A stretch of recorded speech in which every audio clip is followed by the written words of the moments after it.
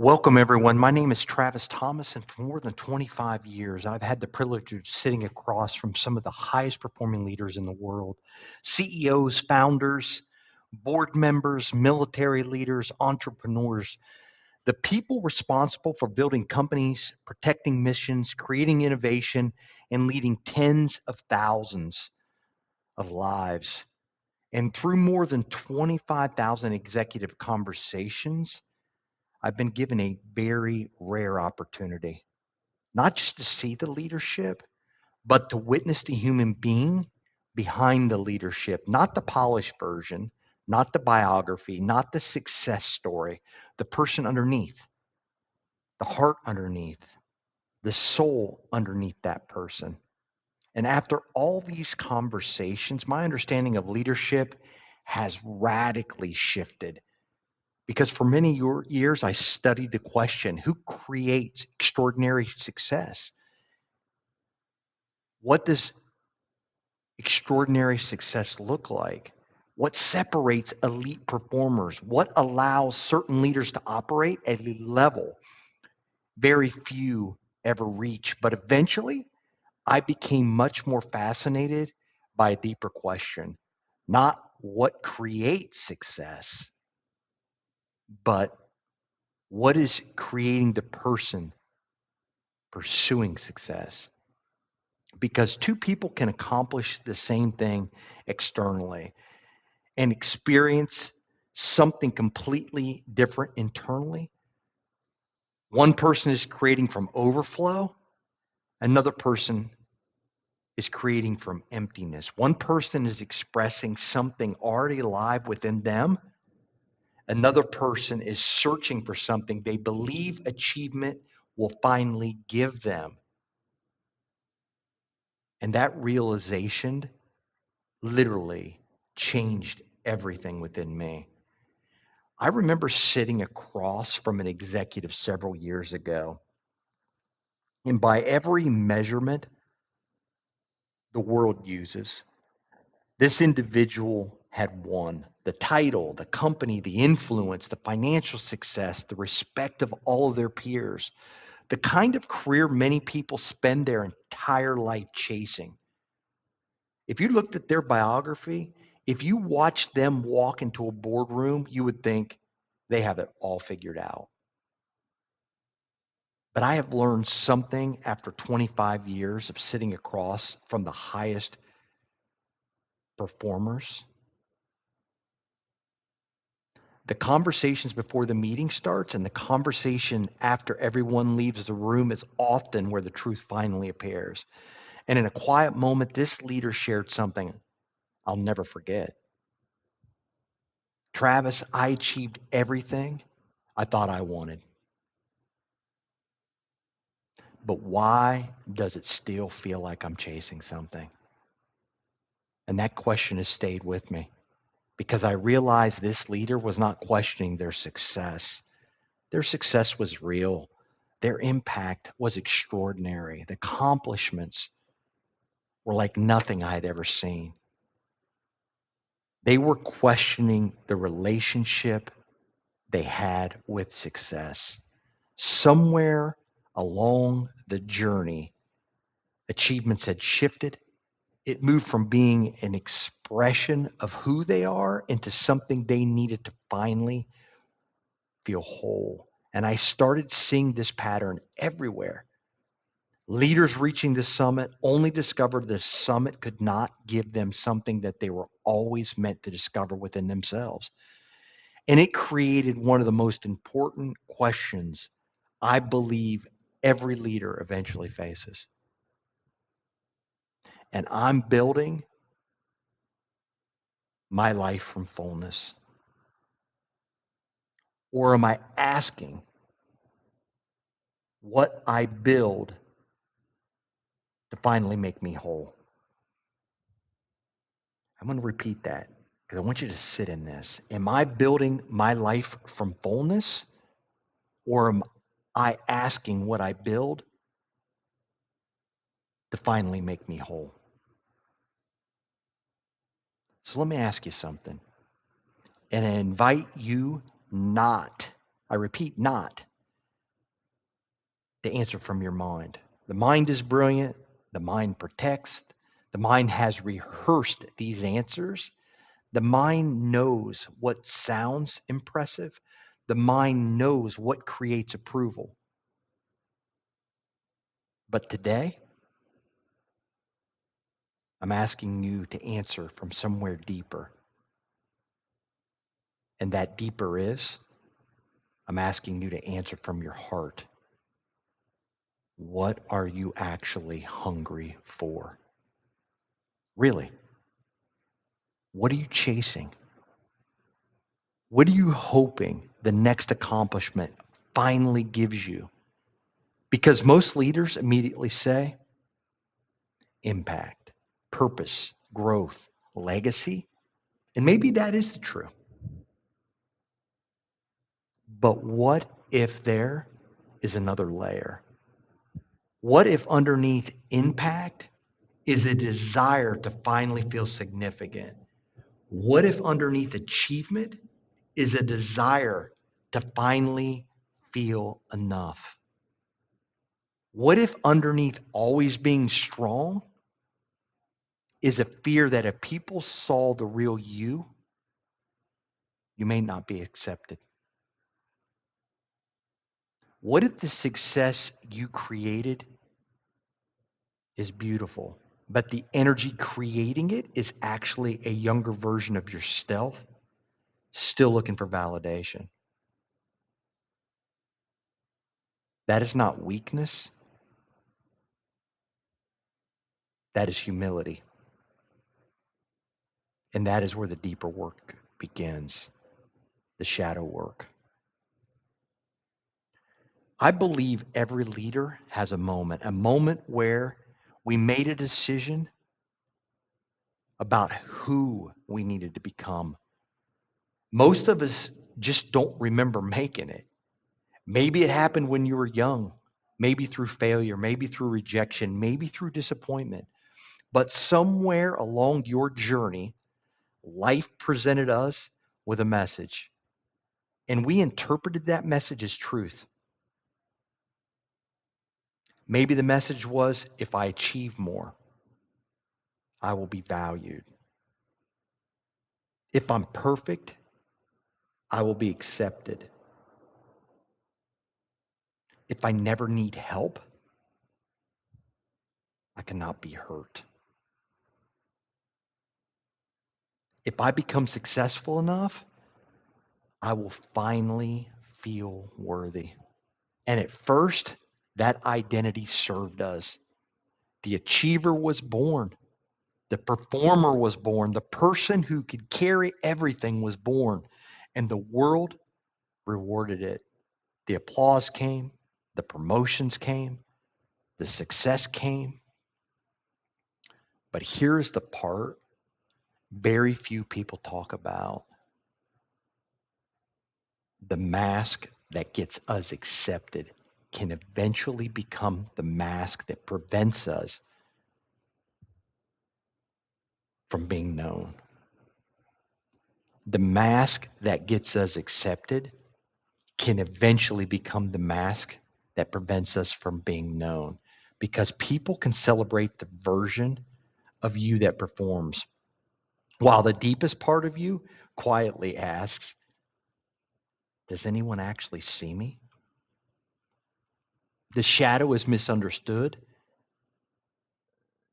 That shadow is not darkness. That shadow is simply everything we learn to hide in order to be accepted. The child who wanted love became the executive who needed achievement. The child who wanted safety became the adult trying to control everything. The child who wanted approval became the leader who could never stop proving. And here is the challenging question: did you create your success? Or did the version of yourself created to avoid the pain create your success? Because eventually the soul begins asking, are we going to keep performing Or are we finally ready to come home? I remember observing a leader who was absolutely brilliant, one of the smartest people in almost every room they entered. Their strategy was acceptable.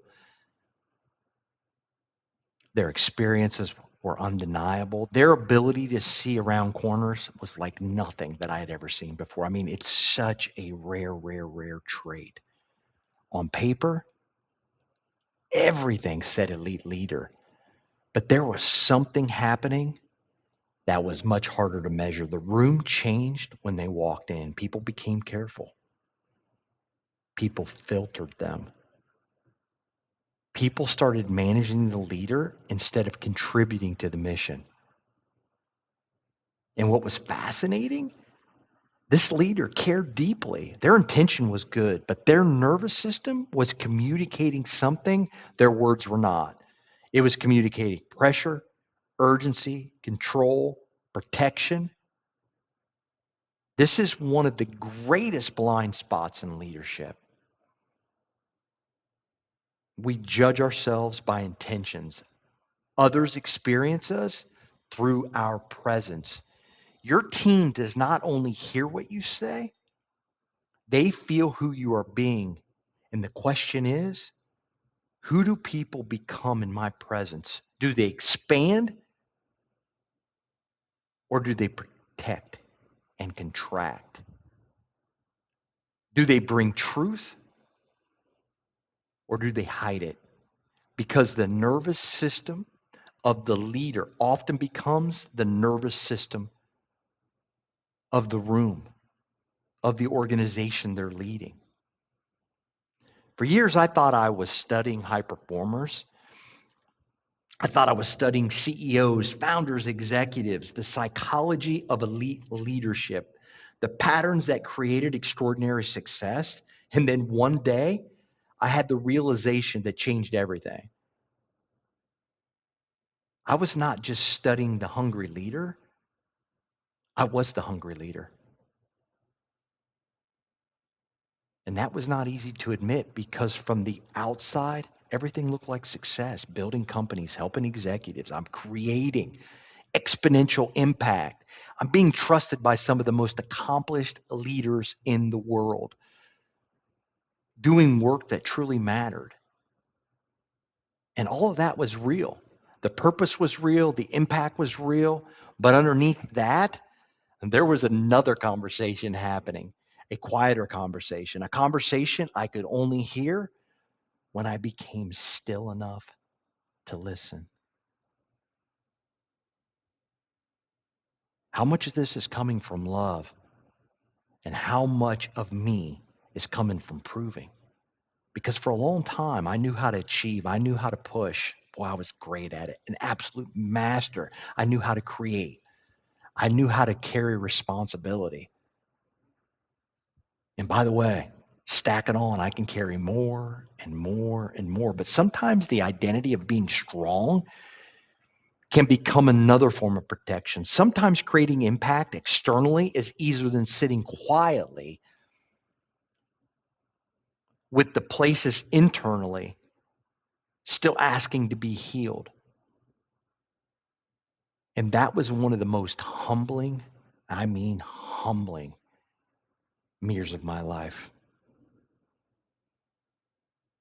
My hunger wasn't wrong. My ambition was not wrong. My desire to create something meaningful was not wrong. It was absolutely beautiful, but I had to ask, in my ambition, is it flowing through my heart or protecting my heart? Because there is a difference between being called forward by purpose and being chased forward by a part of ourselves still looking for peace. I want to repeat that. Because there is a difference between being called forward by purpose, by God's purpose, and being chased forward by a part of ourselves still looking for peace. There are moments in life where more effort is not the answer. I know a lot of you are squirming, rolling your eyes right now. More control is not the answer because sometimes what we're trying to force requires us to listen, to reconnect, to trust the deeper intelligence that has always been within us. Prayer became creating space to reconnect with the wisdom, the love, the guidance already present. The divine was never something I had to chase. It was something I had to stop blocking. Maybe the journey was never about becoming someone greater. Maybe it was removing everything, preventing the greatness already within us from being expressed. The hungry leader asks, how do I prove my value? The conscious leader asks, how do I express the value already within me? The hungry leader asks, how do I become more? The conscious leader asks, what must I release? The hungry leader always creates from fear. The conscious leader creates from love. Because your company is not just something you build, it is a reflection of who you are becoming. So maybe the greatest question is not how successful can you become? Maybe the question is how much of yourself are you willing to remember? Because one day the titles change, the companies change, the achievements become memories. And what remains? The consciousness we live from, the love we express, the people who became more alive because they experienced us. Maybe the greatest leader is not the person who conquered the world. Maybe it is the person courageous enough to finally meet themselves, and from that place, they change the world.